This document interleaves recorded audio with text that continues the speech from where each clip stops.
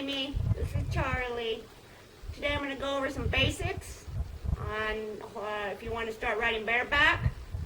Well, first we'll go over safety. Number one, wear a helmet. I know I don't have one on, but I'm pretty familiar with Charlie and I ride bareback all the time. But if you're learning, I definitely recommend you wear a helmet.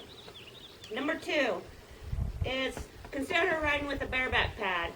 Because you're learning up here, you may be bouncing and becoming unbalanced, and you don't want to, upset the horse and be bouncing on his back. So consider riding in a bareback pad. Mine has a loop, which is really nice. When I first started riding bareback, I used this bareback pad a lot, and I used the loop. Or you can use a neck rope. You can do that. You can hold on to the neck rope. That'll help you stay balanced. Also, consider riding it in an enclosed area, like a round pen. And if you don't have that, maybe you could have somebody put you out on the lunge line, which actually would be better, so you don't have to worry about steering. You could just, just all about your seat and your balance. Okay, I think that's all about safety. Oh, also ride a horse that's familiar with bareback. Because if you ride a horse that is not familiar, and you get up here and they feel your whole body, it can make them very nervous. So make sure that you ride a horse that already has been rode bareback. Hey, Turbo. Okay, position. Position is, when I get on a horse, I try to find their sweet spot. It's just the low point on them. So I want to find that sweet spot. Right here is Charlie's sweet spot. You want to have your legs right underneath you. You want them as long as you can, and you want contact, from knee up all the way to the other part of your knee. You want contact with the horse. Also, your heels. Some people actually still ride with their heels down. That's fine. I find that there's no difference. I've done both, so I just let mine hang. It's up to you. Okay. Also, when I'm sitting up here, you want to sit up tall. You want to engage that core, so you want to feel those muscles. That's what's helping you stay balanced up here. So make sure you got your core engaged. And I actually give my spine just a little bit of curvature.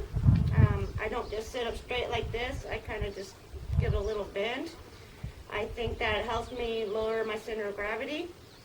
Also, I do have the habit, make sure your shoulders are on top of you. That means you're not leaning forward or back.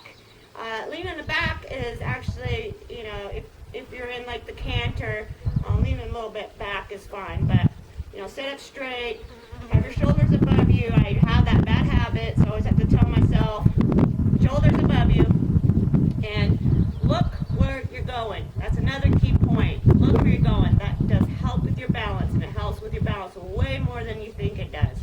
So always look where you're going.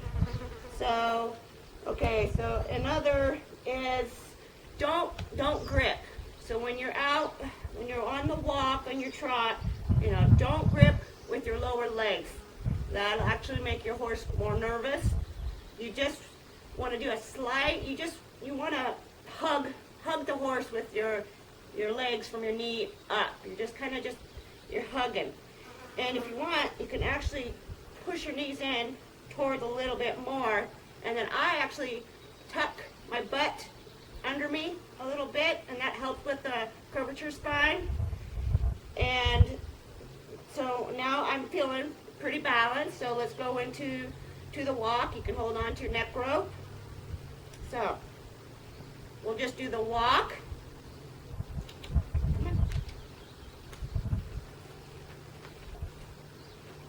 So make sure that you're not still. Make sure that you move with the horse. Because if you don't move, they'll stop. Well, they can stop. And also, if you're still, it'll actually make your balance worse if you're still. So gonna make sure that you are moving with their body.